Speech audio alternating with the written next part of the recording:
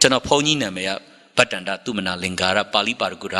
ကောဝိဒဝတ္တန္တကမဟာပန္တိတထေအားလုံးဗုဒ္ဓဘာသာဘွဲ့9ဘွဲ့ရရှိခဲ့ပါတယ်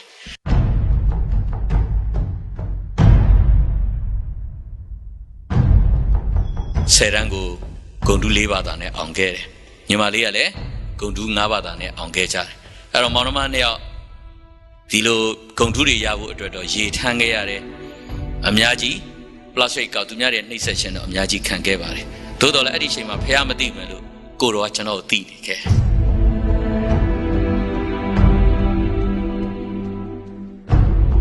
သူလမ်းကြောင်းနဲ့တူသွားနေကြတဲ့ဒီဂျိုတွေနဲ့ခတ်တာယာတွေဘာကြောင့်မတိုက်တယ်လဲသူတို့ရဲ့ systematic ဘာလို့ဖြစ်နေတာလဲဒါဆိုရင်သူတို့ကိုဘသူကထိန်းချုပ်မောင်းနေနေတာလဲဒါဆိုရင်သူတို့ကိုထိန်းချုပ်မောင်းနေနေတာဆရာတင်မောင်ထွန်းပြောတဲ့ယေရှုဖះလား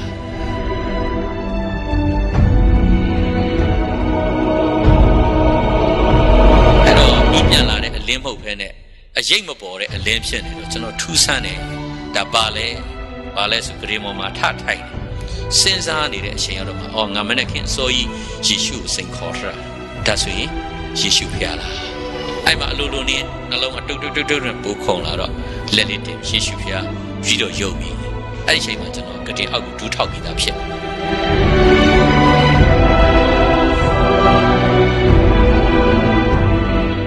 ဥတ္တမဗုဒ္ဓတော်ငါသည်ယောက်ျားတကတို့တဲ့မြင့်မြတ်သောလူသားပဲဖြစ်တယ်ဧကဗုဒ္ဓအဋ္ဌိတိတဆူရီတော်ဖះကရှိတယ်ဇိနမရဏနာဘဝိတ္တိဖះစစ်ဖះမဟာသိခြင်းမရှိဘူး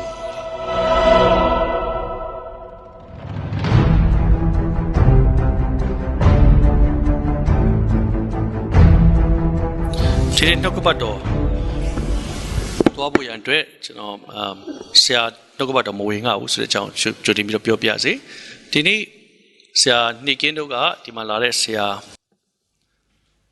cut အောင် s cut အောင်ဆရာ cut အောင်ဖြစ်တယ် s cut အောင် s နော်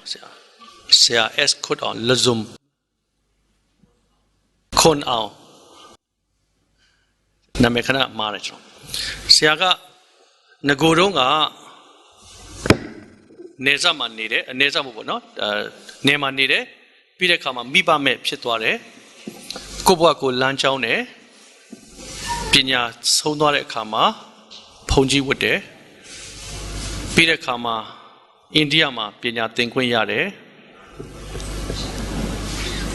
ဒေါက်တာဘွဲ့ရတယ် PhD အောင်တယ်ဖုန်ကြီးပေါ့နော် PhD အောင်ပြီးတော့မှမြန်မာပြည်ပြန်လာပြီးတော့နှလုံးသားမှာဟာတဲ့အတွက်ကြောင့်ဖះကိုရှာတဲ့အခါမှာဆရာဥတ္တမောင်ထွန်းရဲ့တရားဟောချက်ကိုကြားပြီးတော့ဖះကိုစိန်ခေါ်တဲ့ဆရာတစ်ပါးဖြစ်တယ်ပြီးတဲ့အခါကျတော့မှ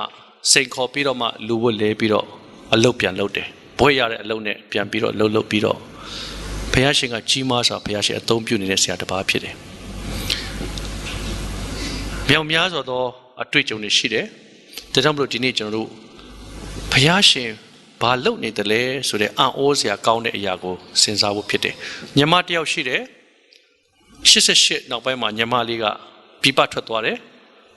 ဖះကိုမသိသေးတဲ့ကာလဖြစ်တယ်သို့တော့ဒီဆရာလည်းဖះကိုသိသွားတဲ့ကာလတော့၎င်းညီမငယ်လေးကလည်းမျက်ရည်နဲ့ဖះကိုသိပြီးမျက်ရည်နဲ့ဒူးထောက်ပြီးတော့အသင်းတော်နဲ့ဆူတောင်းတယ်ဘယ်နိုင်ငံစစ်ဒနီကနေပြီးဆူတောင်းတဲ့အခါမှာပြန်သတင်းကြတော့နှစ်ယောက်စလုံးယုံကြည်သူဖြစ်နေပြီတဲ့ဟာလေလုယာဆရာကပဆရာတွေ့ကြုံနေမြောင်များစွာရှိတယ်အဲ့ထက်မှာနှုတ်ကပတ်တော်ရဲ့အောင်မြင်ခြင်းတွေကိုကျွန်တော်တွေ့မှာဖြစ်တယ်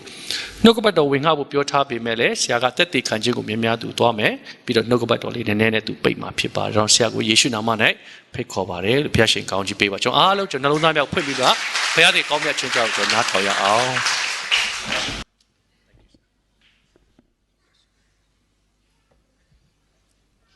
Hallelujah Amen အမြင့်ဆုံးသောဘုရားသခင်ရဲ့ဂုဏ်ကျေးဇူးတော်ရှိမှပါတယ်ဘုရားသခင်ရဲ့ကျေးဇူးတော်အားဖြင့်ကျွန်တော်မနေ့ကပဲ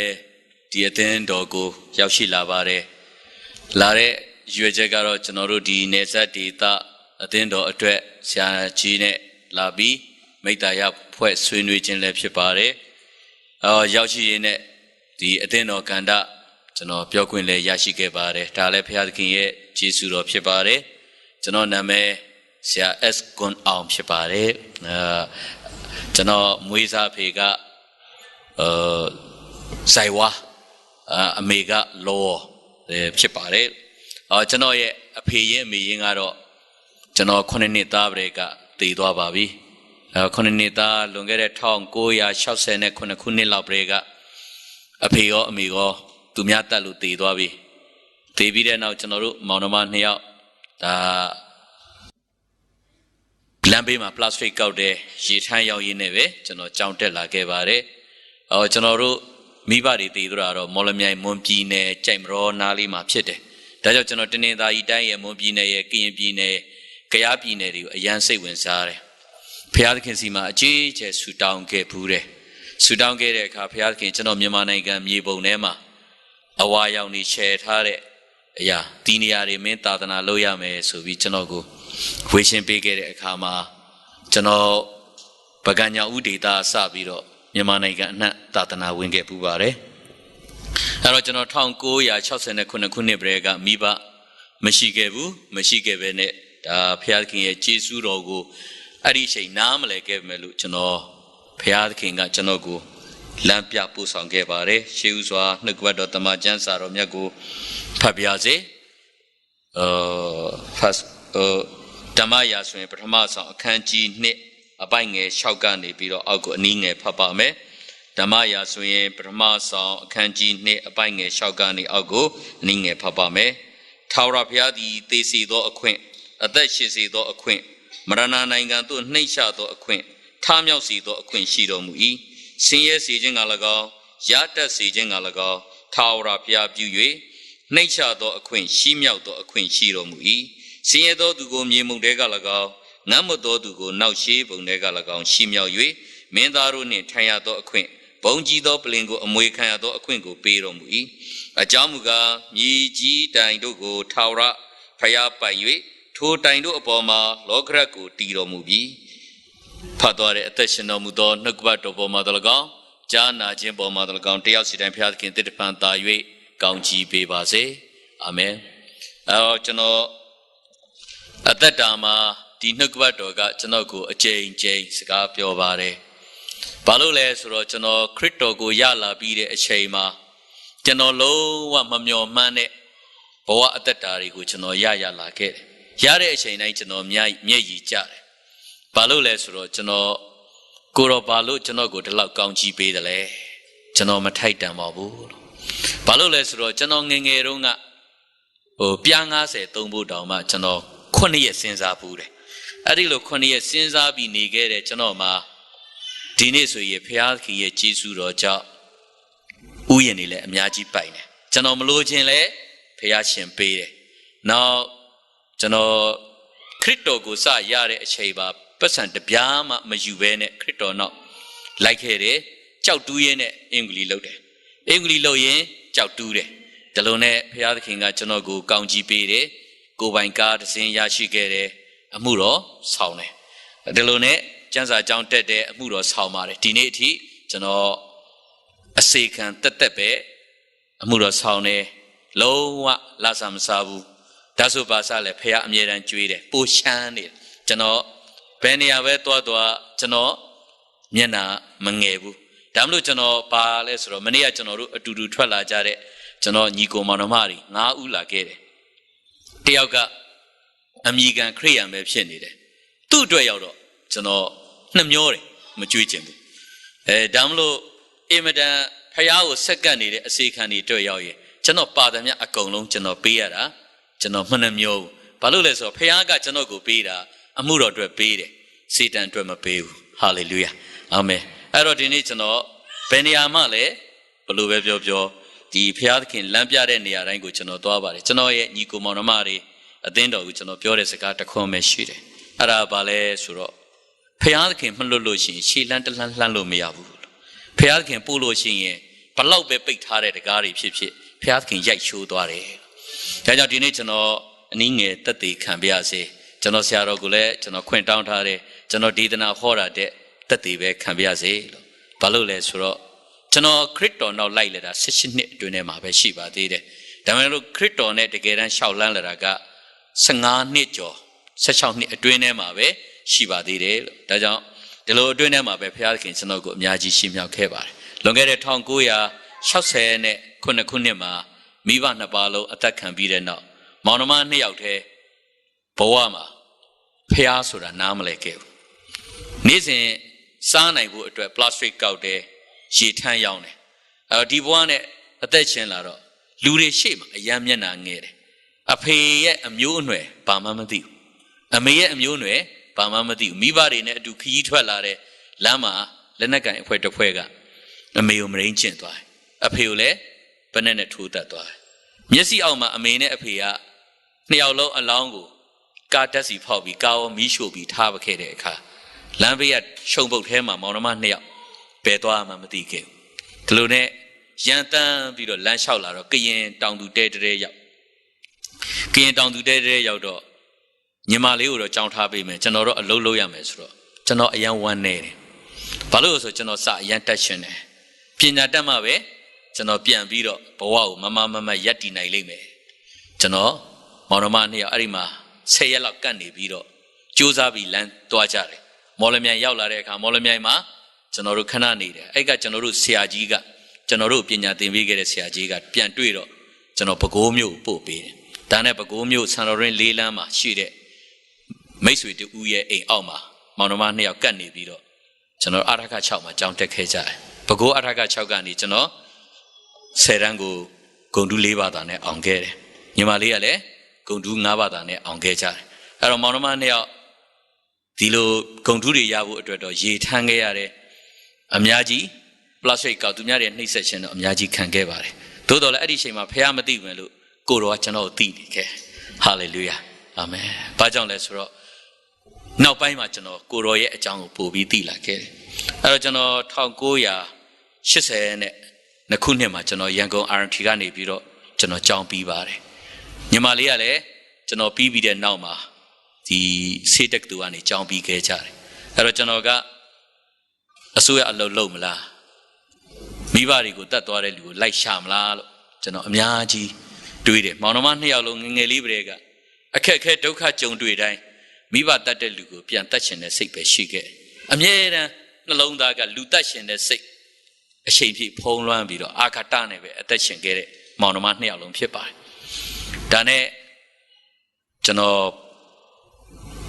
လက်နက်ကန်အဖွဲ့အစည်းတစ်ခုကိုဝင်မယ်ဆိုပြီးသွားတဲ့အခါဗုဒ္ဓဘာသာဖုံးတော်ကြီးတွေကလိုက်တားပြီးတော့မဝင်ဖို့တားခဲ့တယ်ပဲခူးသာသနာ့မှာနိုင်ပါဠိတက္ကသိုလ်ကျောင်းလိုက်ဆရာတော်ပတ္တန္တပညာဇောတပေါ့သူကလိုက်တားပြီးတော့သူခေါ်တဲ့အခါကျွန်တော်ဖုံးတော်ကြီးကျောင်းမှာအဲ့မှာလိုက်သွားတယ်အဲ့မှာဖုံးကြီးကျောင်းရောက်တော့ဖုံးကြီးကအတင်းချော့ပြီးတော့ကရုံတုံးပေးပြီးတော့သင်္ကန်းဝတ်ခိုင်းတော့ကျွန်တော်လည်းဝတ်လိုက်တယ်အဲ့မှာသင်္ကန်းဝတ်ပြီးတော့စာစင်တိုက်ကြီးဖြစ်နေတော့ပါဠိတက္ကသိုလ်ကြီးဖြစ်နေတော့သူများတွေဗုဒ္ဓစာပေလေ့လာကြတယ်ကျွန်တော်ငယ်ငယ်လေးတွေအတွေ့တစ်ခုရှိတာဘယ်နေရာမှာပဲရောက်ကျွန်တော်ကိုလုပ်တဲ့အလုပ်ကိုဆုံးကန်းတိုင်အောင်လုပ်မယ်ဆိုတဲ့စိတ်ကငယ်ငယ်လေးတွေကရှိခဲ့တဲ့အခါဗုဒ္ဓစာပေကိုစလေ့လာရင်းနဲ့1986ခုနှစ်မှာသာသနာ့ဓမ္မဆွေရဘွဲ့စကြဖုံးကြီးဘွဲ့ကိုအောင်မြင်ခဲ့အဲကနေအောင်မြင်ပြီးတော့နောက်1988ခုနှစ်မှာကျွန်တော်မြန်မာနိုင်ငံအားလုံးသိပြီးသားဖြစ်ပါတယ်အရေးခင်ဖြစ်တယ်အရေးခင်မှာဘုန်းကြီးတွေလည်းတော်တော်များပါသွားတယ်ကျောင်းသားကျောင်းသူတွေပါပြီးပြည့်စည်သွားကြတယ်အဲ့တော့နိုင်ငံတော်အစိုးရကိုလူထုကမကြေမနက်ဖြစ်နေတဲ့အချိန်ကျွန်တော်နိုင်ငံတော်အကြီးအကဲပူချုပ်မှုကြီးဦးစောအောင်ကနေပြီးကျွန်တော်ကိုအိန္ဒိယနိုင်ငံဘီဟာစတိတ်နလန်ဒါတက်တူပေါ့အဲ့ဒီမှာဗုဒ္ဓဘာသာတက်တူကိုကျွန်တော်တက်ဖို့ရွေးချယ်တဲ့9ယောက်ထဲမှာနံပါတ်1အနေနဲ့ရွေးချယ်ပြီးပို့ဆောင်ခဲ့တယ်ပို့ဆောင်ခဲ့တဲ့အတွက်အိန္ဒိယနိုင်ငံဘီဟာပြည်နယ်နလန်ဒါတက်တူမှာကျွန်တော် MA ဗုဒ္ဓဆင်ပြီးတဲ့အထိကျောင်းတက်ခွင့်ရရှိခဲ့တယ်အဲ့ဒီကနေပြီးတော့စီရီလင်္ကာနိုင်ငံကိုလံဘိုမြို့ဗုဒ္ဓတိတရဏတက်တူမှာကျွန်တော် PhD ဆက်ရလာခဲ့တယ်။ဒါနဲ့1993ခုဇန်နဝါရီလ3ရက်နေ့မှာမြန်မာနိုင်ငံပြန်ရောက်ပြီးဇန်နဝါရီ4ရက်နေ့မြန်မာနိုင်ငံလွတ်လပ်ရေးနေ့မှာကျွန်တော်ကိုနိုင်ငံတော်အကြီးအကဲကဝတ္တန္တကပန္တိတဘွဲ့ဥဆောင်ပန်းခေါ်တာပေါ့။အဲ့တော့တန်ဃာတွေထဲမှာအသက်အငယ်ဆုံးဝါအနုဆုံးနဲ့ဒါ PhD ရလာတယ်ဆိုပြီးဥဆောင်ပန်းဘွဲ့ကိုပေးတယ်။ကျွန်တော်ဘုန်းကြီးနာမည်ကပတ္တန္တသုမနာလင်္ကာရပါဠိပါရဂုရကောဝိဒဝတ္တန္တကမဟာပန္တိတထေအားလုံးဗုဒ္ဓဘာသာဘွဲ့9ဘွဲ့ရရှိခဲ့ပါတယ်အဲ့တော့ဗုဒ္ဓဘာသာဘွဲ့9ဘွဲ့ရရှိပြီးတဲ့နောက်မှာကျွန်တော်နိုင်ငံတော်အကြီးအကဲဦးစောမောင်ရဲ့ သွားတဲ့နောက်ကိုကျွန်တော်အမြဲတမ်းလိုက်ခဲ့တဲ့အခါခုနပြောခဲ့ကမ်ဘောဒီးယားနိုင်ငံနောက်လာအိုနိုင်ငံထိုင်းနိုင်ငံနဲ့တရုတ်နိုင်ငံရှန်ဟိုင်း University အထိကျွန်တော်လေ့လာခွင့်ရရှိခဲ့ရရှိပြီးတော့အိန္ဒိယနိုင်ငံနီပေါနိုင်ငံနဲ့ဘူတန်စီရီလင်္ကာနိုင်ငံတွေကျွန်တော်သာသနာရေးသွားခဲ့တယ်သွားရင်းနဲ့1993ခုနှစ်ဩဂတ်လမှာကျွန်တော်ရှင်းပြည်နယ်တွန်းဆန်မြို့ပေါ့အဲ့တုန်းကတွန်းဆန်ကမြို့နယ်ခွဲမဖြစ်သေးဘူးအဲ့တော့တွန်းဆန်မှာဒီအရင်တော့ခရိယန်ဆူတောင်းတောင်ရှိတယ်အဲ့ဒီခရိယန်ဆူတောင်းတောင်ကိုလက်ဝါးကားတိုင်းဖယ်ပြီးအဲ့ဒီမှာစီဒီတည်ထားတဲ့စီဒီမှာထိတင်ပွဲတရားဟောဖို့ဖိတ်တဲ့အခါကျွန်တော်93ခုဩဂတ်လမှာတွန်းဆန်မြို့ကိုရောက်တဲ့အခါအဲ့ဒီစီဒီရဲ့ထိတင်ပွဲလောကမာရစိန်ဆူတောင်းပြည့်စီဒီထိတင်ပွဲမှာကျွန်တော်တရားဟောတယ်တရားဟောပြီးတဲ့အခါမှာသူတို့ဆွန့်ကတ်တယ်ထမင်းကျွေးတာပေါ့အဲ့တော့ဆွန့်ကတ်တဲ့အခါကျွန်တော်ထမင်းစားလို့မရလိုက်ဘူးရေဘက်ကအောင့်ပြီးတော့ပြုတ်တက်လာပြီးအန်တဲ့အခါမှာသွေးနဲ့ပြည်တွေဖြစ်အဲ့တော့သွေးနဲ့ပြည်တွေဖြစ်နေတော့လူကလည်းတုံပြီးတော့မောလာတဲ့အခါမှာကျွန်တော်ဟယ်ကော်ပရာနဲ့ပဲဟတ်စကီနဲ့မန္တလေးကိုဆင်းတယ်မန္တလေးကတင်300ဆေးရုံအုပ်မန္တလေးစစ်တပ်သူရဲ့ပါမောက်ခချုပ်ဖြစ်တဲ့တမားတော်ဒေါက်တာဖေဝင်းသူကနေအထရာဆောင်းရိုက်တယ်အထရာဆောင်းရိုက်တဲ့အခါမှာတီဗီမှာပါပေါ်လာဆိုကျွန်တော်နှလုံးပုံပေါ်လာအဲ့ဒီမှာအနာတွေနဲ့ပြည်တွေတဲနေအဲ့တော့ယောဂလက္ခဏာရှာလို့မရတော့နံဘေးကနေဖောက်ပြီးတော့နှလုံးကနေဒီသွေးကိုထုတ်ယူတယ်ယောဂစစ်ဆေးတဲ့အခါမှာကင်ဆာ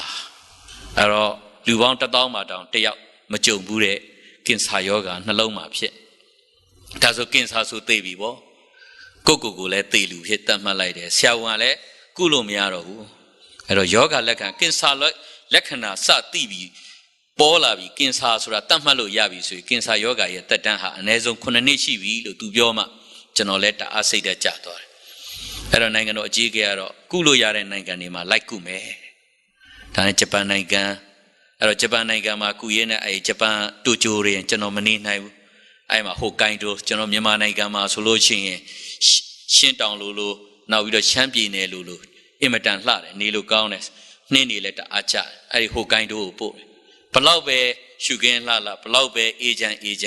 ကျွန်တော်ကသေလူဖြစ်ကိုတတ်မှတ်ထားတော့ပတ်ဝန်းကျင်အလှကျွန်တော်အတွက်ဘာမှမထူရှားဒါနဲ့တောင်ကိုရီးယားနိုင်ငံဆိုးလ်ကင်ဆာအထူးကုဆေးရုံရောက်ရှိတယ်မြန်မာနိုင်ငံမှာပြန်သေပါရစေလို့နိုင်ငံတော်အကြီးအကဲကိုခွင့်တောင်းတဲ့အခါနိုင်ငံတော်အကြီးအကဲကကိုရီးယားမှာကျန်းနေခဲ့တယ်ကျွန်တော်မြန်မာနိုင်ငံပြန်ရောက်ခွင့်ရရှိခဲ့တယ်မြန်မာနိုင်ငံပြန်ရောက်တယ်နိုဝင်ဘာလ28ရက်93မှာပြန်ရောက်ပြီးတော့အဲ့ဒီမှာသေဖို့စောင့်ပဲခူးမြို့သာသနာ့နိုင်ပါဠိတက္ကသိုလ်ကျောင်းတိုက်အဝင်ဒုက္ခဝတ္တကျောင်းဆောင်ပေါ့အဲ့ဒီကျောင်းအပေါ်ထမ်းမှာကျွန်တော်အတွက်နေရာထားပေးတယ်သေဖို့စောင့်နေရင်းနဲ့1994ခုဇန်နဝါရီလ15ရက်နေ့မှာညဘက်မှာမထင်မှတ်ဖဲနဲ့ရေဒီယိုတစ်လုံးကဒီ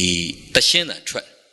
တရှင်းတန်ထွက်တော့ကျွန်တော်ကရွှေကျင်ကျောင်းတိုက်ဆိုတော့ရဟန်းတန်ကားတွေရေဒီယိုတန်ကက်ဆက်တန်နားထောင်ခွင့်မရှိဘူးဒီနေ့အထိအဲ့ဒီကျောင်းရဲ့စီကံကလည်းမရှိပါဘူးအဲ့တော့ဒီကျောင်းတိုက်ကြီးကမရှိတော့ထူးထူးဆန်းဆန်းဒီအတန်ကြတော့ကျွန်တော်ဘဲတီးပြီးတော့ခေါ်တော့သူတို့ဖွင့်ထားတဲ့ဟာကိုမပိတ်ရဲဘူးတခါတည်းယူလာတယ်ကိုရင်ပေါက်စားလေးတစ်ပါးအဲ့ဒါထားပခဲလိုက်အဲ့ဒီရေဒီယိုနောက်မကင်တော့နဲ့မင်းဝယ်ထားတဲ့ငွေကြေးရှိတယ်ဆိုရင်အဲ့ရအောက်ကနေယူပြီးဆင်းသွားလိုက်ဆိုတော့သူဆင်းသွားတယ်ကလေးကမပိတ်ခဲ့ပဲနဲ့ထားခဲ့တော့တရှင်းတန်အပီးမှာတရားဟောချက်ထွက်လာတယ်အဲ့တော့မှတ်ရအဲ့တုန်းကတရှင်းကအစိမ့်မဲ့ပန်းမှာမေဆိုတဲ့ပိုးဓာလီတိန်းတဲ့တရှင်းလေးကိုဝန်ဖြတ်ချတဲ့ဟာအပြစ်ဖြစ်တယ်ဆိုတဲ့တရှင်းလေးကိုအဲ့မှာကျွန်တော်အံ့ဩပြီးနားထောင်နေတော့အဲ့ဒါအပီးမှာပဲသင်္ခါရမှာအစဉ်ထာဝရတုဆိုတဲ့တရားဟောချက်ကိုကြားတော့ဟောခရိယန်နေမှာသင်္ခါရကနေအစဉ်ထာဝရဘလို့ရှိတယ်လဲနည်းနည်းလေးလေ့လာခြင်းနဲ့အဲ့ရတဲ့ကနေမပိတ်တော့ဘဲနဲ့နားထောင်တော့အဲ့ဒီညမှာဆရာကြီးကနေပြီးခေါ်တဲ့ဒေသနာကအနိစ္စဒုက္ခအနတ္တဆိုတဲ့လက္ခဏာကြီး၃ပါးကိုအရှိခံပြီးခေါ်သွားတယ်လူတွေကခန္ဓာကိုယ်တွေကိုလှဖို့ပဖို့မွေးတယ်စားကောင်းတာတွေနဲ့စားကြတယ်လှတာတွေတန်ဖိုးရှိတာတွေနဲ့ဘလောက်ပဲပြုပြင်ပြီးဖုံးလွှမ်းနေသိလို့ရှိရင်တော့မြေကိုကျွေးဖို့ပဲဘာမှတန်ဖိုးမရှိဘူးအဲ့ဒီလိုပဲဥစ္စာတွေကိုစုနေကြတယ်ဘလောက်ပဲစုနောက်ဆုံးသိသွားလို့ရှိရင်ဘာမှယူသွားလို့မရဥစ္စာတွေစုတာထိုက်တဲ့သူအတွက်ပဲနောက်ကိုယ့်ရဲ့သပင်တစ်ချောင်းတောင်မှမဖြူအောင်မတတ်နိုင်ကြဘူးမတတ်နိုင်ပဲနဲ့ငါဟာငါမိသားစုငါမရငါသားငါဥစ္စာငါနိုင်ငံဆိုပြီးငါဆိုတဲ့အတ္တတွေနဲ့ဆွဲလန်းနေကြတယ်တ တကယ်တော့ဒီຢာတွေဘာယူသွားလို့ရတယ်လဲလောကမှာခရစ်တော်မရှိဘူးဆိုရင်ပူလောင်မှုတွေနဲ့ဘဝတန်တရားမှာဒုက္ခနဲ့ပဲတွေ့ပြီးနောက်ဆုံးမိငရဲတဲ့ပဲကြာဖို့ရှိတယ်အဲ့တော့ဒီဘဝတွေကနေလွတ်မြောက်စေတဲ့အရာကတော့ယေရှုခရစ်တော်ရှိတယ်ဆိုပြီးအဲ့ည15မိနစ်အတွင်းဟောသွားတဲ့တရားဟောချက်ကိုကျွန်တော်အံ့ဩတယ်အဲ့ဒီမှာသင်္ခါရနယ်ပယ်ကနေအစဉ်ထာဝရနယ်ပယ်ဗုဒ္ဓဘာသာမှာလည်းရှိပါတယ်အဲ့တော့31ပုံအဲ့တော့ဒီ31ပုံထဲမှာဘယ်မှာပဲဖြစ်ဖြစ်သေကြည်ပြည့်စည်ခြင်းနောက်ဆုံးငရဲပဲရောက်လိမ့်မယ်အဲ့တော့31ပုံကနေလွန်မြောက်စေတဲ့အသင်္ကတတ္တနိဗ္ဗာန်ဆိုတဲ့အရာမှာအဲ့တော့ဒီနိဗ္ဗာန်နဲ့ဆရာတင်မောင်ထွန်းပြောတဲ့ဒီထာဝရနိုင်ငံတူသလားဆိုပြီးတော့တနေ့လုံးတွေးပြီးအဲ့ညပဲတွေးမိတယ်နောက်နေ့ရောက်တော့အဲ့ဒီအချိန်လေးမှာတအားကြားခြင်းလာတော့အဲ့မှာ January 16 ရက်နေ့ည9:45ကနေပြီးတော့စပြီးတော့နားထောင်ဖြစ်တယ်အဲ့ဒီမှာနားထောင်တဲ့အခါမှာညတိုင်း15မိနစ်ကျွန်တော်ပုံမှန်နားထောင်ရင်းနဲ့1900ဒီ94ခုနှစ်မေလ23ရက်နေ့မနေ့ခင်းအစောကြီးပေါ့3နာရီလောက်မှာသူရထလူကမောပြီးတော့မနေနိုင်တော့ဝရန်တာဘက်ထွက်တယ်ဝရန်တာထွက်ပြီးတော့အပေါ်မော့ကြည့်တဲ့အခါကျဲလေးတစ်လုံးကျွေကြလာကျဲတစ်လုံးကျွေကြလာဒီကျဲကိုကျွန်တော်ကြည့်တယ်အောက်ထီမရောက်ဘူးပျောက်သွားတယ်ငယ်လေးတုန်းကလည်းကျဲကျွေတာတွေခဏ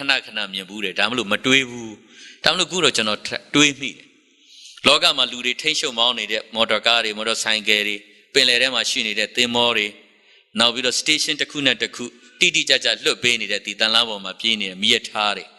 နောက်ကောင်းကင်မှာဒီလောက်ကျယ်ပြန့်တဲ့နေရာမှာသွားနေတဲ့သူ့လေချောင်းနဲ့သူသွားနေတဲ့လေရင်တွေမကြတိုက်ခိုက်ကြပျက်စီးနေတယ်အဲ့တော့လူတွေထိမ့်ရှုံမောင်းနေတဲ့ຢာတွေကပျက်စီးတိုက်ခိုက်ပျက်စီးနေတယ်ဒါဆိုလို့ရှိရင်ကျွန်တော်နေဟိုဘဟိုပြုတ်ပြီးတော့ဘဲဥပုံတရာနဲ့တစ်စက္ကန့်မိုင်900နှုန်းနဲ့ပြေးနေတဲ့ကျွန်တော်တို့ကဘာကြီးအဲ့ဒီလိုပဲသူ့လမ်းကြောင်းနဲ့သူသွားနေကြတဲ့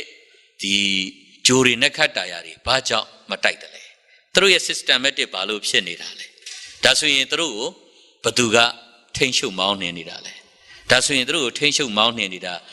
ဆရာတင်မောင်ထွန်းပြောတဲ့ယေရှုဖျားလားကျွန်တော်စိတ်ထဲမှာဖြစ်လာတဲ့အချိန်နားထဲမှာအတန်တစ်ခုပြန်ကြားလာတဲ့ဆရာတော်ကြီးကညတိုင်းသူပြောတယ်မြည်စမ်းကြည့်ပါခေါ်ဖိတ်ကြည့်ပါအဖြေတွေ့ရမယ်ဆိုတဲ့စကားပြန်ကြားလာတော့ကျွန်တော်စိတ်ခေါ်ခြင်းတယ်အဲ့တော့ကောင်းကင်ကိုလက်ညှိုးထိုးပြီးဆရာကြီးတင်မောင်ထွန်းပြောတဲ့ယေရှုဖျားခမည်းတကယ်တမ်းဖျားအစ်စ်လားဖျားအစ်စ်ဆိုရင်ဘုန်းကြီးကိုပြပါပြရင်ယုံမယ်မပြနိုင်ရင်မယုံဘူးသေတော့သေကန်နီးပြီမာနတော့ရှိသေးတယ်ကိုဘုန်းကြီးကတော့တပြားမှမလျော့သေးဒါနဲ့အဲ့ဒီနေ့တနေ့ကုန်သွားတယ်မနေ့လင်းလာရနေပြီးတော့ကုန်သွားတယ်ကျွန်တော်မသေးခင်အကောင်းဆုံးနေမယ်တွေးထားတာဆိုတော့တတ်နိုင်တဲ့လောက်အားလေးနဲ့မိုင်းနဲ့စာဝါပို့ချတယ်ကျွန်တော်နောက်ဆုံးပို့ချခဲ့တဲ့စာအုပ်ကိုထုတ်ထားပါတယ်အထတာလိနီအဲ့တော့ဒီစာအုပ်ကိုထုတ်ပြီးတော့အထတာလိနီတီကာပေါ့စာမျက်နှာ485မျက်နှာရှိတယ်ပါဠိတော်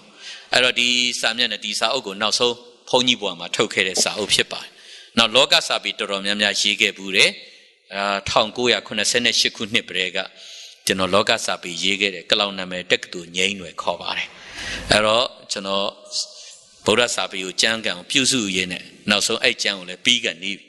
စာဝါပို့ချတဲ့ညတိုင်းအဲ့မရှိမဲ့အားလေးနဲ့ကြိုးစားပြီးပို့ချခဲ့ဒါလုံးနဲ့အဲ့ညမှာဒီ94ခုနှစ်မေလ23ရက်နေ့ညနေ6နာရီခွဲတော့ပဲခူးမှာအဲ့ဒီနှစ်ကတော့93အစောဆုံးမိုးရွာတာပေါ့အကြီးကျယ်မိုးကတုံးနဲ့ရွာတယ်မိုးတွေရွာတော့မိုးဥရွာတော့မိုးကြိုးတွေကလည်းပြစ်တယ်အကြီးကျယ်မိုးကြိုးတွေပြစ်ရင်နဲ့89တမဌာနချုပ်ကအဲ့ဒီချိန်တော့ဘယ်မှာလဲဆိုတော့ပဲခူးမှာပဲရှိသေးတယ်ခုမှရန်ကုန်ပြောင်းသွားတာအဲ့တော့89တမဌာနချုပ်ရဲ့တက်ဦးမှာရှိနေတဲ့ဒီတက်ဦးကျောင်းမိုးကြိုးကပြစ်ပြီးတိုက်ကြီးကကွဲပြီးတော့အတွင်းထဲမှာရှိနေတဲ့ကိုရင်နဲ့ဦးစင်းတွေတေသွားတယ်အဲ့တော့စဉ်းစားကိုတေတော့မယ်လို့မျောနေတယ်အရှိန်တန်မာမာနဲ့ဖြစ်နေတဲ့ပုံကိုယ်တွေကတေသွားတယ်ဟုတ်ပြီတေခြင်းဆိုတာရှေ့တလန့်ပဲဘလောက်မှမဝေးပါလားတွေးမိပြီးတော့ဖြစ်နေတဲ့အချိန်အဲ့ဒီကပဲခူးမှာရက်ွက်ပေါင်း9ခုကဒီမီလုံးကပြတ်သွားတယ် transformer တွေအကောင်လုံးစက်ကွင်းမိပြီးတော့ပြတ်သွားတဲ့အခါမှာအဲ့ဒီမှာတခါတဲ့ဘယ်လိုပြောမလဲဆိုလို့ရှိရင်မီးမရှိတော့ဖျောင်းနိုင်တဲ့နေရင်းနဲ့ည7:00 နာရီလောက်မှာသွေးကအံ Lui and Luala Mo, Daughter Siukaye, Daughter Age or Daughter Chujolans of Goma, who Namajis Hawinji she. Through to a ledger sailor la coupe. Janobema, Amier and La Pusura, Good Leshi, Bodata, Natunga Piamboy, Uzi Tanama, Judia Hujai Muloni, Saisia Lepshite, Manuta Joe Winsra, or Tua Amier and Pusu. Aima, Polobiom Lesro, through relay, Lalabi Pusu. Pusura Aima through Taikos and look courage and Malone, Japani Luta. Eradis Heudro, Sangalo, Janotau. Pausro, they let you zero.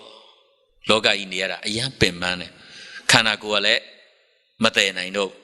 Lua Yoga, Johnny Bisro, Maloshino. I wrote Tata on this heavy town here. A mere lematata, Kanakana town, and this tao, Biro, Ayaboma, Kademoma, Kanat led. Tanaila, Manet, Tanailama, Apiodo. Peramanet, Tanailama, Apiodoro, they mejabu. Yesigo, Imetama, Sushare. The slimy to Kuluham, you are la total. Messi Balau paid her upon a lay on she and tea. On me pian la ten video Miklogo paid. Chano Kanga, Shinchin labor, penis hepa leve jere, air contact hare. Arrow getting the loan sheet, now video saw out, they tear below the loan sheet. Now subway alone at Tango, not loan machine. Bama machine. Arrow dear canema, Linton, Canon, Messi Quinlido, a cantacano and lane, a jingmabo.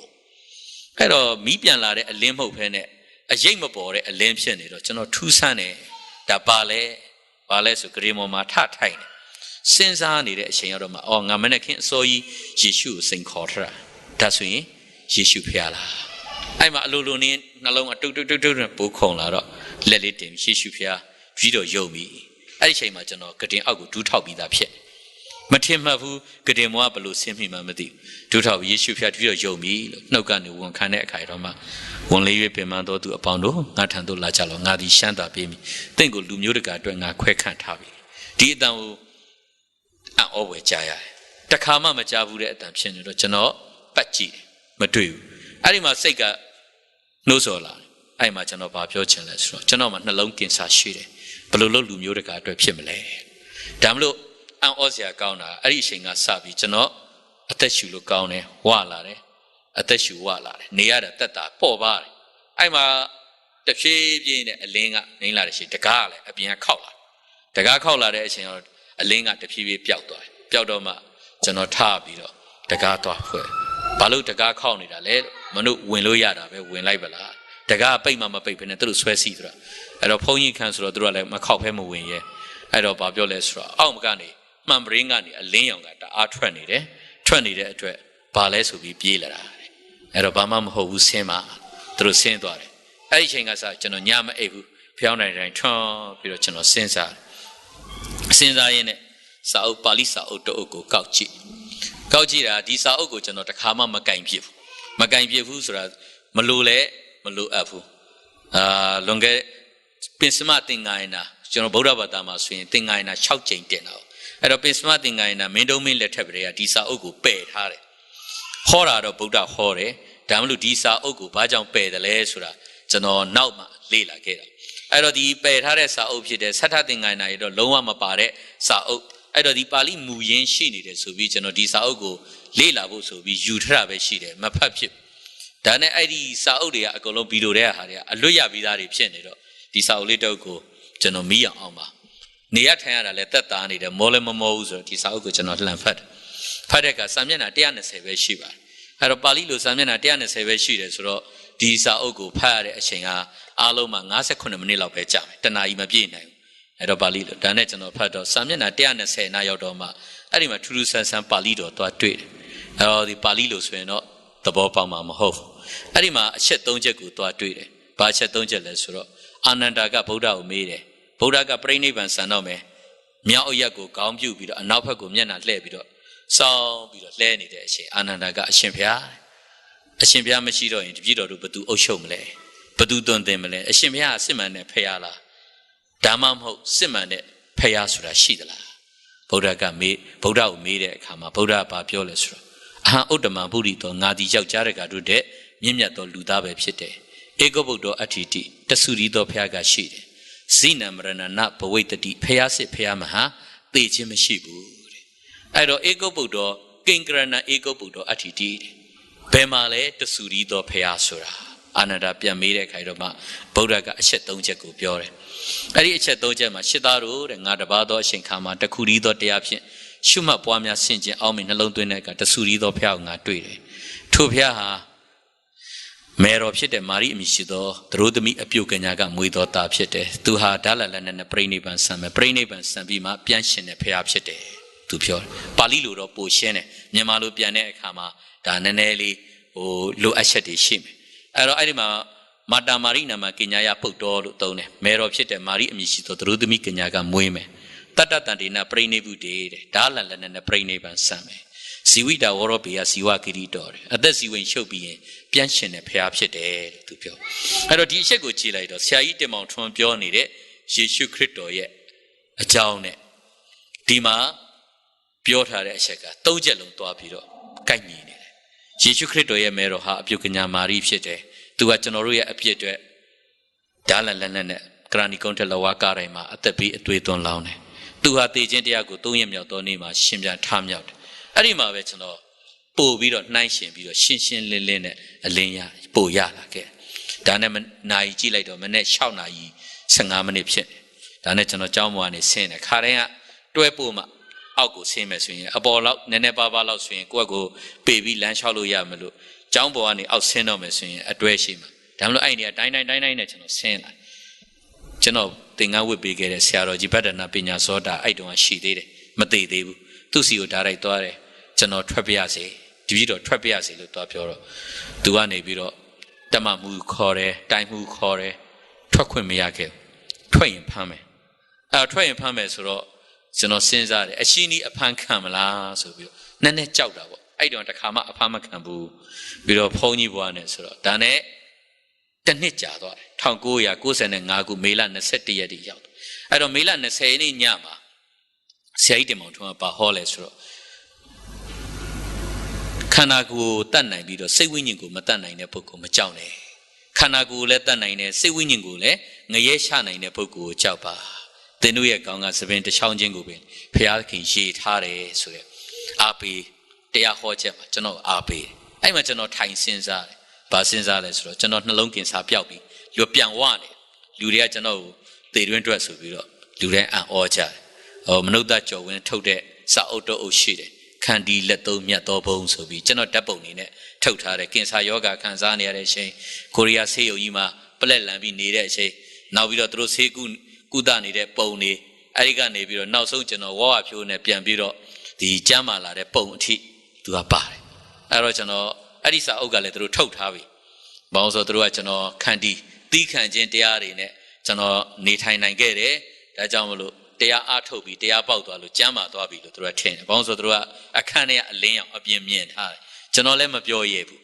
အဲ့တော့ဒါနဲ့သူတို့ကမေးတယ်ဘုန်းကြီးအကျွတ်တရားရသွားပြီလားကျွန်တော်ရပြီဘာလို့တော့ဆိုတော့စူးစမ်းလို့ရတာမဟုတ်ဘူးခရစ်တော်လာပေးတော့ဒါမှမဟုတ်ကျွန်တော်မပြောရဲခဲ့သေးဘူးအဲ့တုန်းကကျွန်တော်ကြောက်တယ်အဲ့ဒါကိုနောင်တရတယ်ဒါနဲ့95ခုမေလ20ရက်နေ့ညမှာ10နာရီလောက်ကနောက်ကိုကျွန်တော်မအိပ်တော့ဘူးထိုင်ပြီးစဉ်းစားတယ်အသေးခံမလားအဖမ်းခံမလားကျွန်တော်အတွက်အသေးခံပေးပြီးပြီခရစ်တော်ကျွန်တော်အတွက်အသွေးသွန်းလောင်းပြီးပြီအဲ့ဒီမှာကျွန်တော်ဘာကြားရတယ်လဲဆိုတော့မင်းအတွက်ငါအသွေးသွန်းပေးပြီးပြီမင်းငါအတွက်ဘာလုပ်ပေးတယ်လဲမင်းအတွက်ငါအသက်ပေးပြီးပြီမင်းဘာလို့ကြောက်နေတယ်လဲခံစားလာရတယ်ခံစားလာတဲ့အခါမှာတော်ပြီဖမ်းရင်လည်းဖမ်းတော့တတ်ရှင်လည်းတတ်တော့သေစရာမလိုတော့ဘူးခန္ဓာကိုယ်သူတို့တတ်မှာပဲငါစိတ်ဝိညာဉ်ကခရစ်တော်နဲ့ရှိပြီရဲရဲဝန်းနဲ့မေလ21ရက်နေ့မှာကျွန်တော်ဘသူမှခွင့်မပေးဘူးမန္တလေးကိုထွက်သွားတယ်မန္တလေးရောက်တော့အဲ့မှာ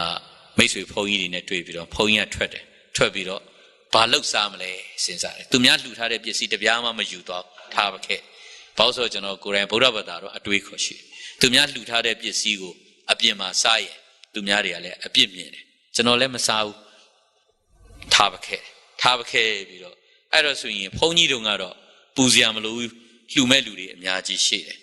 ခရစ်တော်နောက်ကိုစလိုက်တဲ့အချိန်မှာကျွန်တော်ဘယ်သူမှမယုံဘူးဆိုတော့ဘာလို့လဲအဲ့မှာကျွန်တော်အလုပ်လုံးမှဖြစ်မယ်ဆိုတော့အဲ့ဒါနဲ့ကျွန်တော်10မြောင်းမှာအင်ဂျင်နီယာပြန်လုပ်ပါတယ်ဘယ်မှာလဲဆိုတော့မန္တလေးတိုင်းမိထ္ထီလာခရိုင်တ Tasi Mune, Samon Sesiman Gamer, General Gubal Town with Dwajuba. Jubilo Arimabe, Pujokin Yono Yaulares, Pujokin Yunga, now so Abesica Piobi to Piantore. Danetano Arima, Eia to General Lobiro. Sanoga, the Perkan, Janone to Bema Labiro, Taganila, Oshonide, Pumuji Pada, the Perkan. Tuale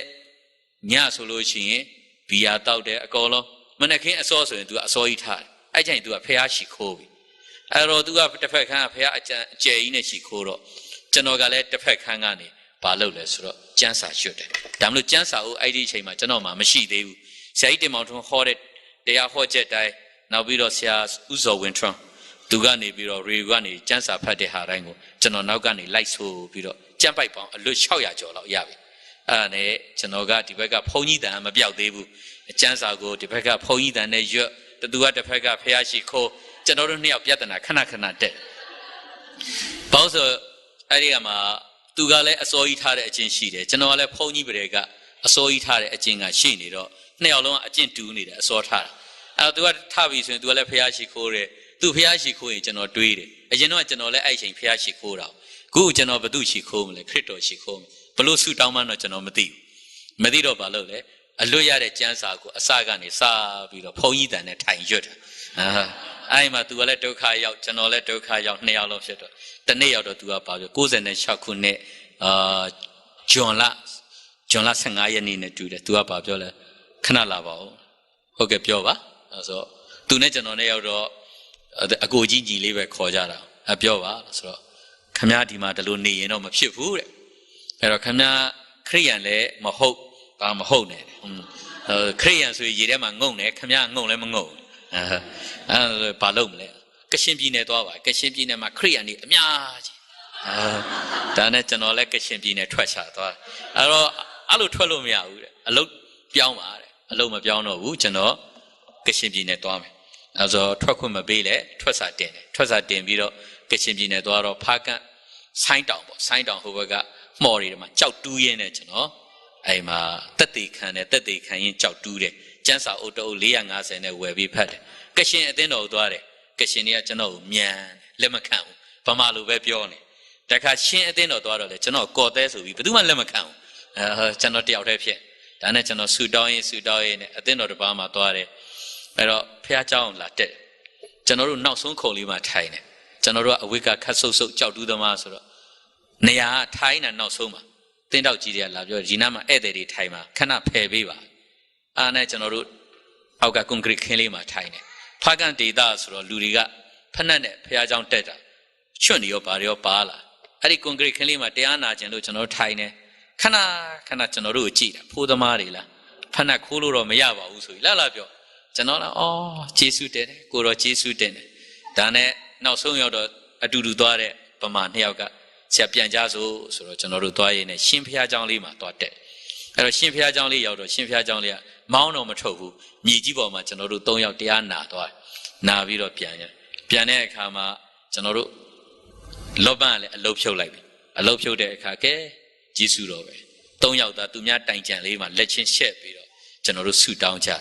Piaking a Jesu Rocha, Arigani, General Diago, Sebubu, baby that we don't second a things yalide, goes and a shakune or gaslarema. I'm a General, those second a things ro, Gokaji, Subarupema, set a thing where she,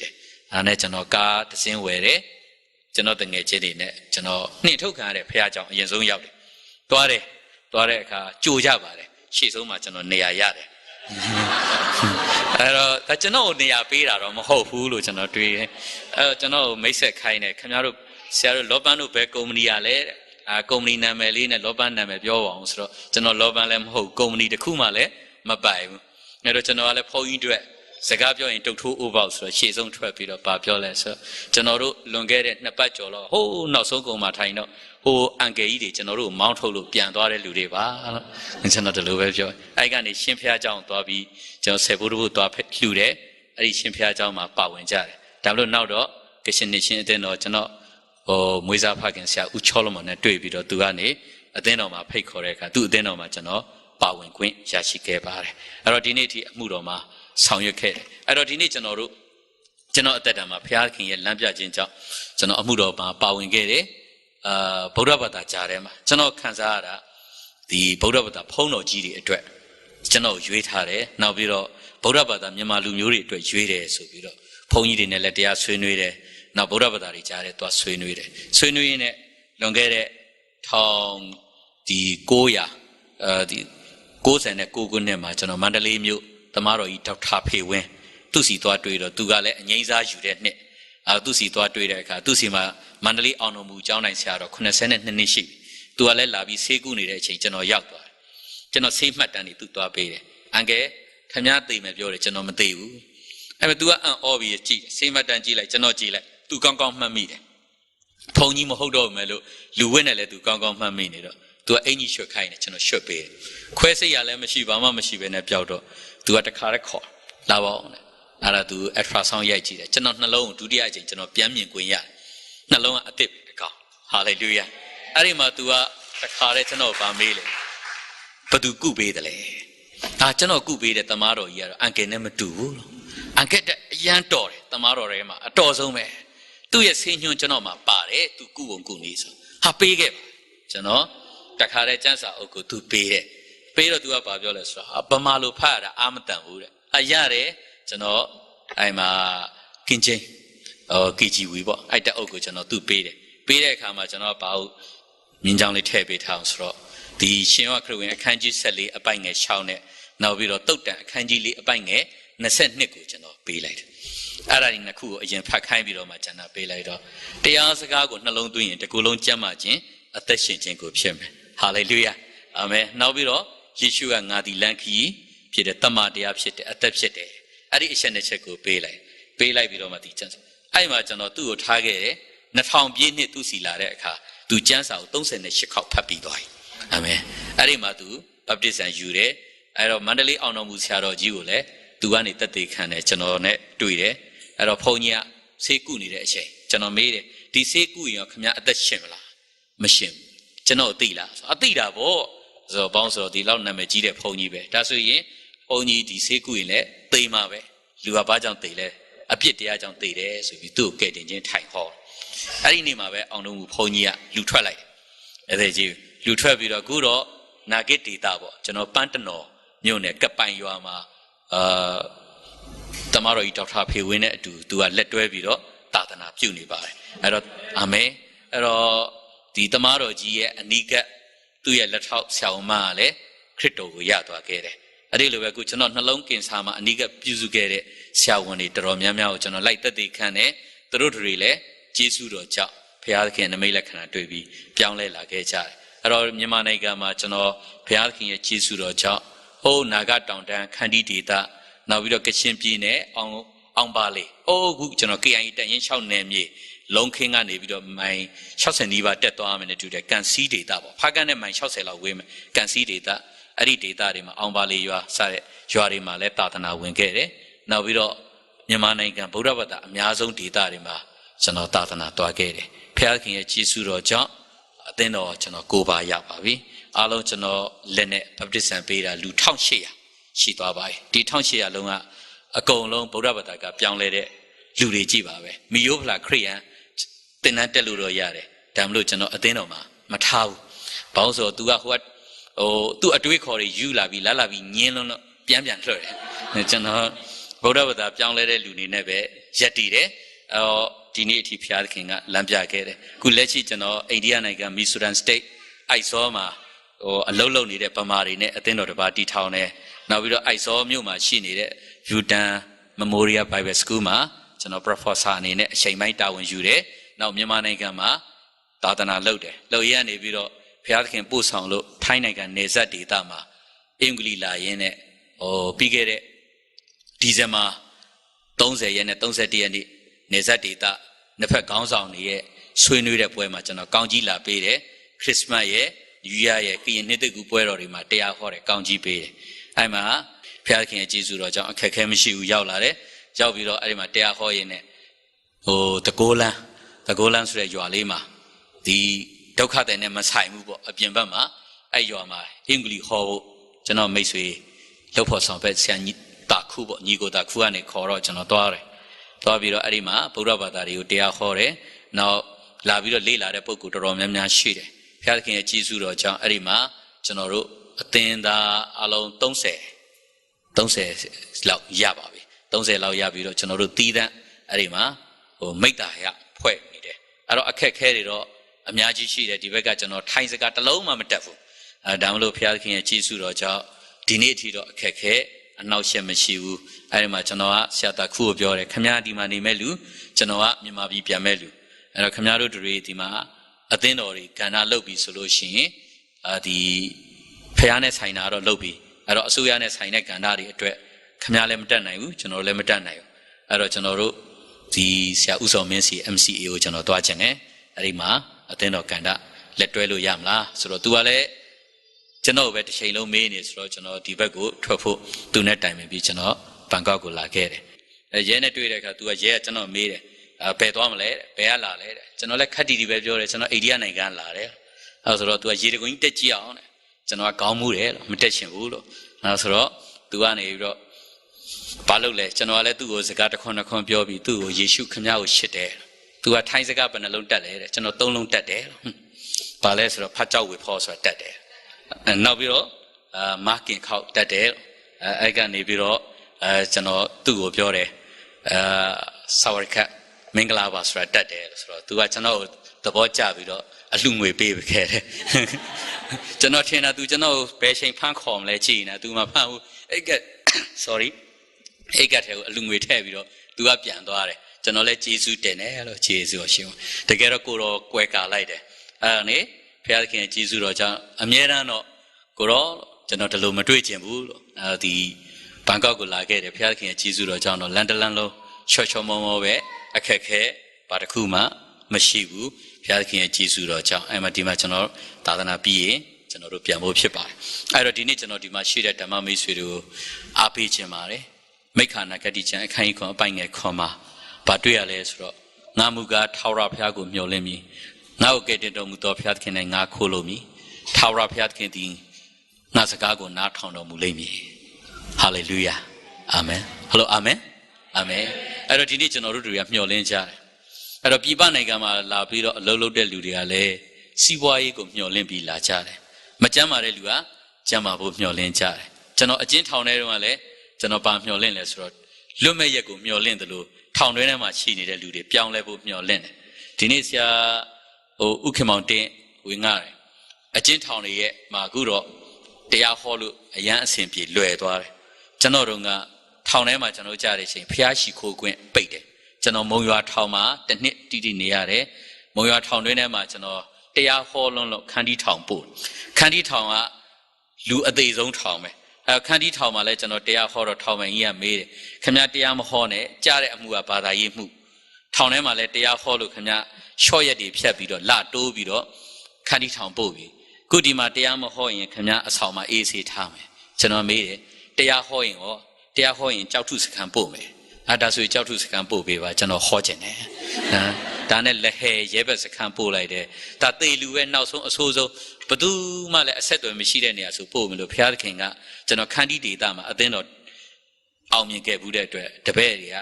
ကကြားပြီးတော့ကျွန်တော်လာပြီးပြုစုကြတယ်အဲ့ဒီမှာဘုရားသခင်ရဲ့ကျေးဇူးတော်ကြောင့်သူကလည်းဟောခွင့်ပေးလိုက်တဲ့အတွက်ကျွန်တော်အကြီးအကျယ်ဟောတဲ့အခါနောက်ဆုံး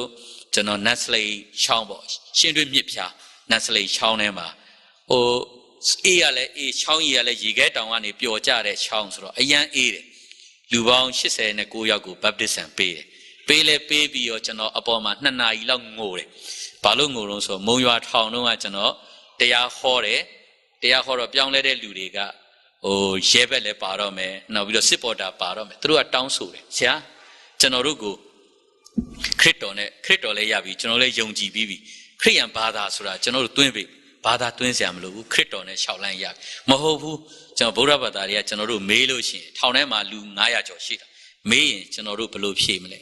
ဲဒါနဲ့ဘပ်တစ်ဆန်ပေးပါဆိုတော့ထောင်ထဲမှာကျွန်တော်တို့ကရေတစ်ခါရှိုးရင်မုံရွာထောင်မှာ9ခွက်ပဲရှိုးရတယ်ရေရမှများမရှိအဲ့ဒါဆိုတော့ကျွန်တော်နဲ့အဲ့ကခရိယန်တယောက်နဲ့တိုင်ပင်ပြီးတော့ရေတစ်ခွက်သွားခိုးတာကျွန်တော်ခိုးတာမဟုတ်ဘူးကျွန်တော်တပည့်ကသွားခိုးတာအဲ့ရေနဲ့ကောင်းမှဖြန်းပြီးဘပ်တစ်ဆန်ပေးတာမိသွားတာ ကျွန်တော်တို့နှစ်ယောက်လုံးအရိုက်ခံပြီးတိုက်ပိတ်ခံရဘူးတဲ့အဲ့တော့အဲ့တုန်းကသွားနှချောင်းပါသွားတယ်နောက်အင်းစိန်ထောင်ထဲမှာတော့သွားနှချောင်းပါတာဆိုတော့သွားတစ်ဖက်နှချောင်းမရှိတော့လေးချောင်းမရှိအဲ့တော့ဖခင်ရဲ့ကြီးစုတော်ပဲအဲ့ဒီမှာပထမနှစ်ချက်ရိုက်လိုက်ပြီတဲ့ကျွန်တော်လည်းအသေးငယ်တာလားတော့မသိဘူးမေ့သွားတယ်အဲ့တော့မေ့သွားတော့ဝရမောက်ပေးထားမေ့နေတာဆိုတော့နောက်ထပ်ဘလောက်ရိုက်မသိတော့ဘူးဒါလည်းကိုတော့ကြီးစုတော်ပဲနောက်ဆုံးကျွန်တော်သတိရလာတာတိုက်ထဲမှာအဲ့တော့တိုက်ထဲမှာ9ရက်ကြာတဲ့အဲ့မှာအစာလာပေးတယ်ထမင်းပေါ့ဒါမှမဟုတ်ကျွန်တော်မစားပါဘူးမစားဘူးဘာလို့ဆိုစဉ်းစားတယ်တိုက်ခန်းကျင်းချင်းလေးတစ်ဖက်မှာရေအိုးဟိုဘက်မှာလည်းရေအိုးတစ်လုံးကရေတောက်ဖို့တစ်လုံးကတော့အပေါ်စွန်းအိမ်သာတက်ဖို့အဲ့တော့ဒီထဲမှာအစာစားရင်ဒီထဲမှာပဲအိမ်သာတက်မယ်အပေါ်စွန်းမယ်ဆိုအနံ့ကဒီထက်ဒုက္ခရောက်မယ်ဘယ်နည်းနေရာမှကျွန်တော်မသိဘူးဒါနဲ့ကျွန်တော်အစာမစားဘူးဂျေစုတော်ရှိမွားနဲ့ရေတောက်ပြီးပုံမှန်လမ်းလျှောက်တယ်အခင်းမရှိဘူးတိုက်ထဲဆိုတော့အဲ့တော့လှဲအိတ်လို့ရှိရင်ယောဂဖြစ်နိုင်တယ်အဲ့တော့နိုင်ရန်တောင်လေးမှာမှီပြီးတော့ဂျေစုတော်ရှိမွားရင်းနဲ့ကျမ်းစာအလွတ်ရွတ်တယ်ကျမ်းစာအလွတ်ရွတ်တဲ့အခါ Genesis chapter 1ကနေစပြီးတော့အလွတ်ရွတ်လာခဲ့တယ်ဘုရားခင်ရဲ့ဂျေစုတော်ကြောင့်ဆာလံမှာကျွန်တော်9ရက်ပြည့်သွားတယ်ဆာလံ150အပိုင်ငယ်6မှာအသက်ရှင်တော်သူအပေါင်းတို့သည်ထာဝရဘုရားကိုရှင်းမွမ်းကြစေဟာလေလုယာဆိုလို့ရှိတယ်တကားပွင့်သွားတယ်ဟာလေညနေဆိုထမင်းမနေ့ကထမင်းပကံလာပေးတယ်ညနေထမင်းပကံတောင်းရင်ကျွန်တော်ထုတ်ပေးလိုက်တခါမှထမင်းရမရော့အဲ့တော့ထောင်ပိုင်ကထွက်လာတော့ကြည့်လိုက်တော့ကျွန်တော်ကလည်းငကိုတိုင်းပဲဝဝဖြိုဖြိုပဲထွက်သွားအဲ့မဲ့ तू ကမေးတယ်ခမထောင်ထဲတိုက်ထဲမှာထမင်းမစားဘူးပြောတယ်ခမပါစားလေကျွန်တော်စားပါတယ်မဟုတ်လေပေးတယ်ထမင်းခမမစားပါစားကျွန်တော်ကိုးကွယ်တဲ့ဘုရားသခင်ကကောင်းကင်တမန်အားဖြင့်ကျွန်တော်အစာကျွေးတယ်အာမင်အဲ့ဒီမှာ तू ကလန့်သွားတော့ကျွန်တော်နောက်ထပ်မရိုက်တော့ဘူးဒါနဲ့ထောင်ပြောင်းတယ်တော့ပြောချင်အဲ့တော့ထောင်ထဲမှာတော့ကျွန်တော်မျှော်လင့်ဆုံးကဗုဒ္ဓဘာသာတွေကိုတရားဟောရဖို့ရယ်ထောင်ရဲ့လွတ်ရက်ကိုကျွန်တော်မျှော်လင့်ခဲ့ဘူးတယ်အဲ့ဒီလိုပဲလူတိုင်းမှာမျှော်လင့်ချက်ကိုစီရှိကြတယ်တကယ်တော့လောကရဲ့မျှော်လင့်ချက်တဲ့ကျွန်တော်တို့မျှော်လင့်ရမှာထာဝရဘုရားဖြစ်တယ်ဟယ်လိုအာမင်ထာဝရဘုရားကိုမျှော်လင့်လိုက်လို့ရှိရင်လေဘုရားသခင်ကမျှော်လင့်ခြင်းရဲ့အရှုပ်ချဖြစ်တယ်ဆိုတော့အလုံးစုံပါသွားတယ်ကျွန်တော်ဒီခံမှာနည်းနည်းလေးကျွန်တော်စကားထည့်ဖြည့်ပြောချင်တာပါလဲဆိုတော့ကျွန်တော်အလင်းရှိတယ်မိတိုင်ကြီးတစ်ခုမှာအလင်းရှိတယ်ဆိုရင်အဲ့ဒီအလင်းမှာတစ်ဖက်ကအရိပ်ထွက်တယ်အရိပ်ရဲ့ခေါင်းပေါ်ကိုကျွန်တော်တို့နင်းချင်လို့အရိပ်နောက်ခေါင်းနောက်ကိုလိုက်သွားမိပါမလားမမိဘူးအရိပ်ကလည်းကြာလေဝေးသွားတယ်အရိပ်ကကြာလေဝေးသွားတယ်နောက်ဆုံးအရိပ်လည်းပျောက်သွားမမိတော့အလင်းလည်းပျောက်သွားဒါမလို့အလင်းရှိတဲ့စီကိုတဲ့ဖြတ်လာလို့ရှိရင်နောက်ကအရိပ်ကလိုက်လာတယ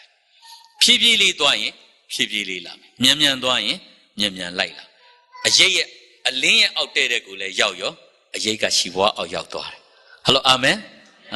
်ကျွန်တော်ငယ်တုန်းကစီဘွားရေးနောက်လိုက်ခဲ့တယ်ပညာရေးနောက်ဘယ်အရာမှကျွန်တော်မမိခဲ့ဒီနေ့ကိုတော့နောက်ကိုလိုက်ပြီးကိုတော့ဟာအလင်းဖြစ်နေတော့အလင်းဖြစ်တဲ့ကိုတော့အောက်ကိုပဲကျွန်တော်အတိအကျရောက်လာတဲ့အခါကျွန်တော်စီဘွားရေးနဲ့စီးစိမ်ရွှေငွေအားလုံးကကျွန်တော်ရှီဘွားအောက်ရောက်သွားတယ်ဟယ်လိုအာမင်တကယ်ပါပဲဒီနေ့အထိဘုရားသခင်ရဲ့ကြီးစုတော်ကြောင့်ဘယ်နေရာမှာပဲသွားကျွန်တော်ဘုရားသခင်ကကျွန်တော်လူအပ်သမျှကိုပြင်ဆင်ပေးတယ်ကျွန်တော်လက်ဆံမယူဘူးဘယ်နေရာမှာကျွန်တော်ခက်ခဲလို့ကျွန်တော်ဘာဖြစ်လို့အလှမခံဘူးအမှုတော်ဆောင်းလာတဲ့1996ခုနှစ်ကနေစပြီးတော့ဒီနေ့အထိဘယ်နေရာမှာမှကျွန်တော်ကိုအကူအညီပေးပါအောင်တခေါမပြောခဲ့ပါဖះကိုအရန်ရှက်တယ်ကိုတော်ပေးတဲ့ကောင်းကြီးတိုင်းကိုလည်းကျွန်တော်အများကြီးစင်ကိုတော်ကျွန်တော်အရန်အားနာတယ်ဘာလို့အခုတကူလန်အသင်းတော်ကိုကျွန်တော်စဖွင့်လိုက်တာအရင်တော့ကတော့အင်္ဂလိပ်နဲ့လုပ်နေတယ်အခုတော့အသင်းတော်အနေနဲ့ပြီးခဲ့တဲ့တလပိုင်း25ရက်နေ့ကစပြီးရက်တည်တယ်ရက်တည်ပြီးတာနဲ့26ရက်နေ့ကစပြီးတော့တရှိန်လို့အသင်းတော်အတွက်ဆိုပြီးတော့ပစ္စည်းတွေလာလှူတယ်ကျွန်တော်တို့အမှုတော်ဆောင်တွေအတွက်ကျွန်တော်တို့နှစ်ယောက်ငိုတယ်ဘာလို့ကိုတော့ကျွန်တော်တို့အားနာတယ်ကိုတော့ရှက်တယ်ကျွန်တော်လှုပ်တာနည်းနည်းလေးပဲကိုတော့ကျွန်တော်တို့ပေးလိုက်တာလူလေသေးမရှိဘူးထိုင်းနိုင်ငံထဲမှာကျွန်တော်တို့လာနေတယ်ကျွန်တော်တို့အိတ်လေးနဲ့ပြည့်ဘာပဲကြီးလိုက်ဟိုမြို့တထေးတွေမှာရှိတဲ့ပစ္စည်းကျွန်တော်တို့မှာအလုံးရှိတယ်ခုကျွန်တော်ဒီကနေပြန်သွားရင်ကျွန်တော်ကားကိုတောင်ဆောက်ခိုင်းမခဲ့ဒီကနေပြန်သွားရင်ကျွန်တော်တို့ကားတစ်စိမ်းရပြီအာမင်ဟိုကအလှရှင်ကလာပြောသွားတယ်ဆရာကားဘယ်နာထားမလဲကျွန်တော်အံ့ဩတယ်ဘယ်အရာမှကျွန်တော်နှုတ်ကမမြုပ်ခဲ့ဘူးသို့တော်လည်းဖခင်ရဲ့ကြီးစုတော်ကြောင့်အသေးစိတ်ကနေအကုန်လုံးကျွန်တော်တို့စီမှာလာဆုံးတော့ဖခင်ကိုအားနာတယ်ပြောချင်တာကအလင်းစီကိုတဲ့တဲ့၆ဖို့အားပေးချင်တယ်ဒါကြောင့်ခရစ်တော်ကလည်းကျွန်တော်တို့ပြောပါတယ် အားလုံးအလွတ်ရတဲ့ကြံချက်လေးပါရှင်မသက်ခရစ်ဝင်အခန်းကြီး6အပိုင်ငယ်33ပါနိုင်ငံတော်နဲ့နောက်မှထိုရာတို့ကိုထပ်ရွေးပေးတယ်အာမင်အာမင်ကိုတော်ရှာခိုင်းတာနိုင်ငံတော်နဲ့ဖြောက်မှတ်ရှင်ပါကျွန်တော်တို့ကဘာကိုရှားနေတာလဲထိုရာဆိုတဲ့နောက်ကိုကျွန်တော်တို့ကလိုက်တယ်ထိုရာအရေးဖြစ်နေတာလေအရေးနောက်ကိုမလိုက်ဖဲနဲ့အလင်းဖြစ်တဲ့နိုင်ငံတော်နဲ့ဖြောက်မှတ်ရှင်ကိုအရင်ရှာကြည့်လိုက်ပါထိုရာရှိဘဝအကိုရောက်လာလိမ့်မယ်ဟယ်လိုအာမင်နာမတော်ဘုန်းကြီးပါစေအာမင်ကျွန်တော်ဒီနေ့တက်တည်ခံတာလေကိုတော့ကောင်းမြတ်တဲ့အရာပါကျွန်တော်အတွက်သေခြင်းကိုရှေ့တလန်းမဲ့လို့တော့တယ်ဒါမှမဟုတ်ကိုတော့ဟာကျွန်တော်ကိုရွေနှုတ်ခဲ့တယ်ကိုတော့ပဲရွေနှုတ်ပြီးကဲတင်ထားတယ်ကိုတော့ပဲသူ့အမှုတော်အတွက်ကျွန်တော်ကိုပြင်ဆင်ပေးခဲ့တယ်ဒီနေ့ကိုတော့အတွက်ကျွန်တော်ပေးဆက်ခဲ့ရတယ်အာမင်ဟယ်လိုအာမင်အာမင်ကျွန်တော်အမှုတော်မဆောင်ဘဲနဲ့တရားမဟောဘဲနဲ့မနေရဲခဲ့ဘူးဘာလို့လဲဆိုတော့ကျွန်တော်နှလုံးကိုအသစ်ပေးထတာကခရစ်တော်သူ့အကြောင်းကိုပြောဖို့သူ့ရဲ့အမှုတော်ဆောင်ဖို့ကျွန်တော်ကိုပေးထားကျွန်တော်အမြဲတမ်းယုံကြည်ကျွန်တော်စိတ်ဝိညာဉ်ကိုငရဲကကယ်တင်နိုင်ုံနဲ့မဟုတ်ကျွန်တော်ရဲ့နှလုံးကိုတော့ခန္ဓာကိုယ်ကိုလည်းတစ်ခုလုံးကိုတော့ကယ်တင်ထားဒါဆိုလို့ရှိရင်ဒီနေ့ဒီအရာအားလုံးကိုတော့တတ်နိုင်တဲ့ဖခင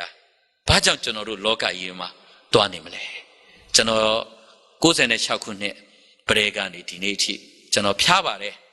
လူပဲနာတတ်ပါတယ်တိုးတော်လည်းဘယ်အရာပဲဖြစ်ဖြစ်ကျွန်တော်ကိုယ်တော်၌ပဲဒူးထောက်တယ်ကျွန်တော်ရဲ့ဒီမှာလှုပ်ဖို့ဆောင်ဘက်တွေရှေ့မှာလဲကျွန်တော်တို့လည်းအားပေးတယ်ကျွန်တော်မွေကြိုက်ခံရတယ်လူက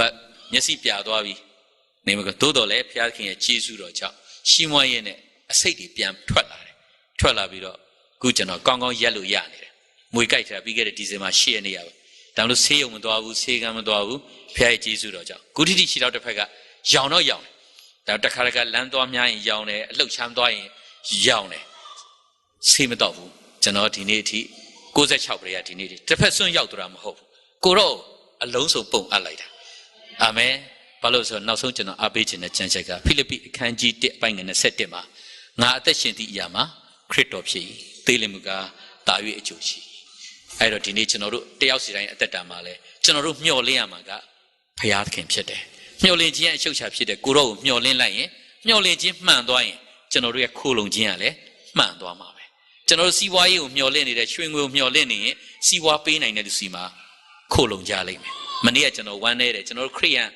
တင်းဥစ္စာတွေလည်းပါကောင်းပါလိမ့်မယ်ရိုးရဝစ်စုံတွေကရင်ဝစ်စုံတွေမွန်ဝစ်စုံတွေဗမာဝစ်စုံတွေလည်းတွေ့ရတယ်ကျွန်တော်တို့ဟိုဆူရီနာဆိုရင်အဲ့မှာလူပေါင်း4000လောက်ရှိမယ်လူအုပ်ကြီးဘသူ့ကိုပဲအားကိုးနေတော့ဆိုတော့တထေးကိုအားကိုးနေကြအဲ့တော့ဘာလို့လဲဆိုတော့သူတို့စီးပွားရေးမျှော်လင့်ကြတော့သူတို့တွေဒီပုဂ္ဂိုလ်စီးပွားပေးနိုင်တယ်ဆိုတဲ့လူစီမှာသူတို့ခိုးလုံသွားကြတယ်မျှော်လင့်ခြင်းမှားလိုက်တဲ့အတွက်ခိုးလုံခြင်းမှားပြီးတော့လူအုပ်ကြီးလမ်းလွဲနေတာကိုတွေ့တော့ကျွန်တော်ဝမ်းနေတယ်သူတို့စီမှာကျွန်တော်ဆူတောင်းတယ်ကျွန်တော်တို့ကမျှော်လင့်ခြင်းမှန်လို့ရှိရင်ခိုးလုံခြင်းကလည်းမှန်လာမှာပဲခိုးလုံခြင်းမှန်လိုက်ရင်ကျွန်တော်တို့ရဲ့စကားကိုတော့နားထောင်မယ်အာမင်ကျွန်တော်တို့မျှော်လင့်ခြင်းမှန်မှန်ဘူးဆိုရင်ခိုးလုံခြင်းလည်းမှားမယ်ခိုးလုံခြင်းမှားနေရကနေကျွန်တော်တို့ရဲ့တောင်းလျှောက်တဲ့အတန်ဆိုရင်တော့စဉ်းစားဖို့ဖြစ်လာလိမ့်မယ်ဒါကြောင့်ငါမူကားထောက်ရဖျားကိုသာမျှော်လင့်မည်ငါ့ကိုကယ်တင်တော်မူသောဘုရားသခင်နဲ့ငါခိုးလုံမည်ထောက်ရဘုရားသခင်ဒီငါစကားကိုနားထောင်တော်မူလိမ့်မည်ကြားနာခြင်းပေါ်ဘုရားသခင်အရောက်စီတိုင်းကောင်းချီးပင်လာပေးပါစေအာမင်တွေ့တယ်ဆရာပြီးခဲ့တဲ့2003ခုနှစ်မှာကျွန်တော်ပလဲမျိုးသစ်3ရပ်ကွက်မှာရှိနေတဲ့ Shasplain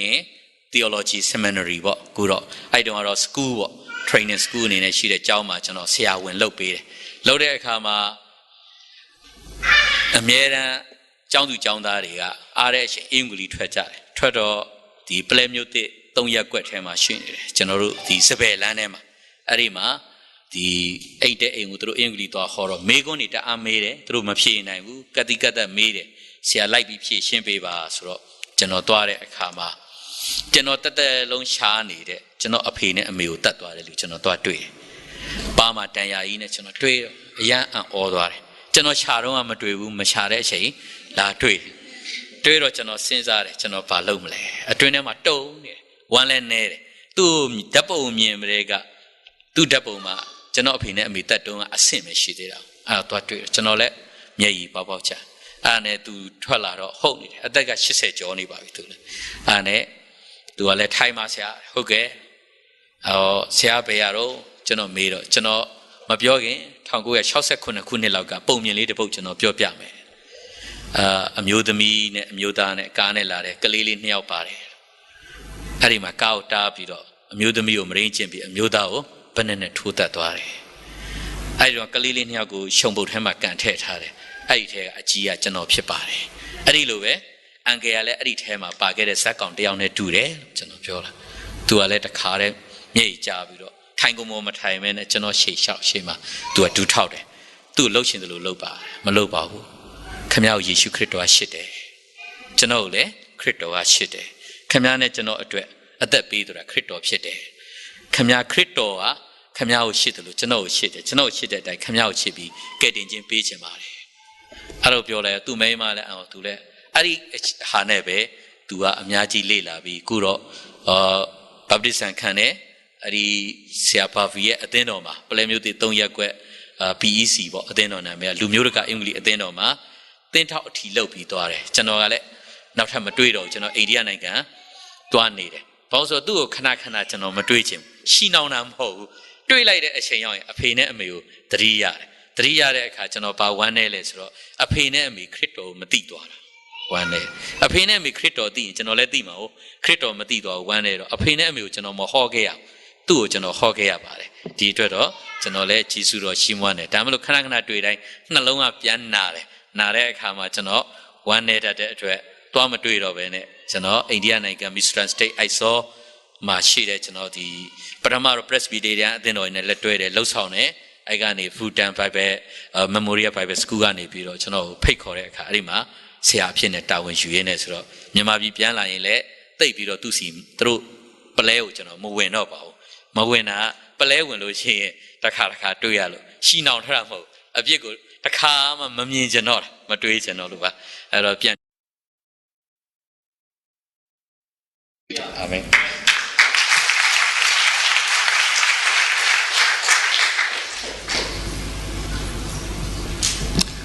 ဘုရားရှင်နာမကိုချီးမွမ်းတယ်ဘုရားရှင်ကကောင်းမြတ်တဲ့ဘုရားဖြစ်တယ်ကြီးမားတဲ့အဖို့ကိုပြုတဲ့ဘုရားဖြစ်တယ်ဘာကြောင့်လဲဆူတောင်းပေးတဲ့ညီကိုမောင်နှမတွေမြောက်များစွာရှိတယ်ဘုရားရှင်အောစရာကောင်းတဲ့ဟာတခုတခြားမြန်မာလေးကလည်းဩစတြေးလျမှာခရစ်တော်ကိုရတယ်တဲ့